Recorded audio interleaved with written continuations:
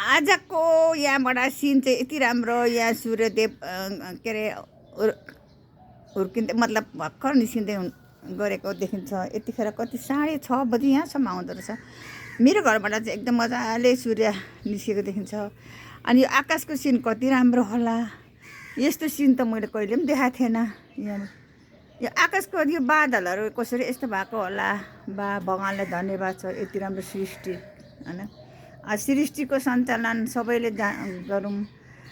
अनि बल्ल बल्लको जिन्दगी जस्तो लाग्छ मलाई। भगवान्लाई धन्यवाद छ। सत्य मन बोकेर अगाडि सरौँ। एक दिन अवश्य पुग्नेछौँ।